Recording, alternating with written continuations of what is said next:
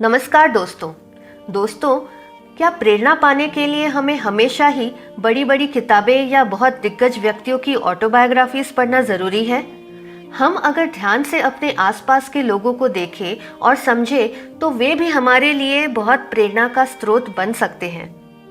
ऐसे ही कई साधारण लोगों की असाधारण लड़ाइयाँ हैं जीवन में जो हमें जीवन जीने का सही मतलब सिखाती हैं। आज की मेरी वॉरियर है बीना सुमकार। Life. L.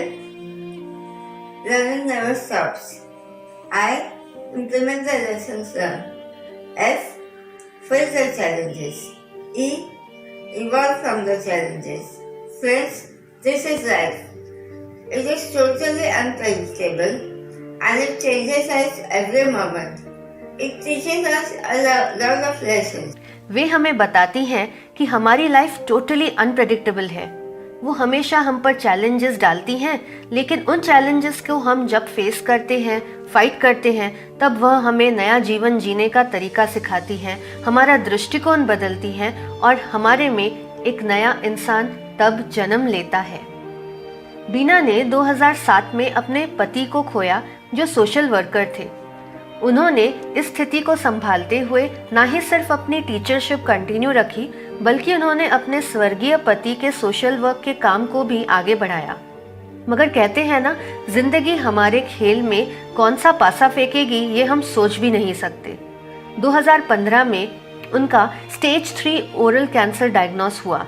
तब उनके साथ उन पे डिपेंडेंट उनके 85 साल के ससुर जी थे और उसी साल उनका बेटा मास्टर्स इन सोशल वर्क की डिग्री शुरू करने मुंबई गया था। बीना जी की बहन है संजना, जिन्होंने उनके साथ इस बात को साथ मिलकर ही उनके बेटे प्रतीक को बताया। हालांकि ये बात बहुत शॉकिंग थी, लेकिन प्रतीक ने इस बात को बहुत मैच्योर्डली समझा और अपनी माँ बीना को सर्वप्रथम युवराज सिंह की किताब the test of my life लाकर दी और पढ़ने के लिए सजेस्ट किया।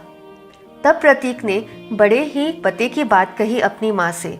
उन्होंने कहा, माँ, हम सब इस लड़ाई में आपके साथ हैं, मगर हम जो भी कर सकते हैं वो आपके लिए एक्सटर्नल सपोर्ट होगा। इंटरनल स्ट्रेंथ आपको ही लानी होगी। उसी इंटरनल स्ट्रेंथ से हम ये जंग साथ में ज़रूर जीतेंगे। जब बीना ने प्रतीक की यह बात सुनी, उसी वक्त उन्होंने निश्चय कर लिया कि अब मुझे जीना है, अपने ससुर जी का ध्यान रखने के लिए और अपने बेटे को जीवन में आगे बढ़ता हुआ देखने के लिए। उनकी एक मेजर सर्जरी हुई, जिसके पश्चात उनकी स्थिति एक बच्चे की तरह हो गई थी। एक बच्चे की तरह ही कुछ भी खाना वो सिर्फ निगल ही पाती थी और बहुत बार खाना मुंह से निकल भी जाता था। ऐसी परिस्थिति में उनकी बहन संजना और बेटे प्रतीक ने उनका पूरा ख्याल रखा। संजना भी खुद अपना जॉब, अपनी सास की जिम्मेदारी संभालते हुए अपनी बहन बीना का ख्याल एक माँ की तरह ही रखती। जल्द ही बीना ठीक हुई और फिर उन्होंने अपना काम शुरू किया। उसी दौरान उन्होंने बहुत सामाजिक परेशानियां भी झेली। एक बार वे पूजा का प्रसाद अपने टिफिन में अपनी सहेलियों के लिए ले गई। जो सहेलियां पहले उनका टिफिन शेयर करती थी, अब उन्होंने उनके टिफिन से प्रसाद खाने के लिए भी इनकार किया। उस घटना से वे बहुत आहत हुई और खुद को बहिष्कृत समझने लगी। वे पूरी तरह टूट गई, जिस वजह से उनकी हेल्थ बहुत खराब हुई और उन्हें सेकंड सर्जरी करनी पड़ी। उसके बाद भी जब ठीक हुई, वे तब की बात बताती हैं कि जब वे मेडिकल शॉप जाती थी दवाइयाँ लाने के लिए, तो वहाँ के सेल्स पर्सन उनकी सर्जरीज के कारण हुई अशुद्ध बोली का मजाक उड़ाते और हंसते। इन चीज़ों का एक वॉरियर की तरह सामना करते हुए वे आगे बढ़ी और आज वे कैंसर मुक्त हैं। इस बीच उनके बेटे और बहन संजना उनके लिए एक चट्टान की तरह अडिग सहारा बने रहे। 3 साल पहले कैंसर मुक्त होने के पश्चात उन्होंने अपने जीवन का नया सफ़र शुरू किया।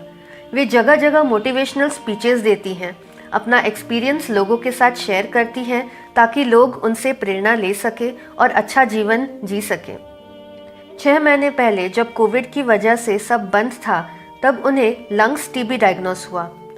अभी उसका उपचार चल रहा है, मगर घर में बंद रहते हुए उन्होंने अपने एक पुरानी इच्छा को जागृत किया। वे म्यूजिक और गाना बहुत पसंद करती थी, तो उन्होंने संगीत सीखना भी शुरू किया है। अंततः बीना कहती हैं कि फ्रेंड्स, लाइफ आपको हर मुश्किल के दौर में एक अपॉर्चुनिटी भी देती है खुद को संवारने के लिए, पहले से बेहतर बनने के लिए।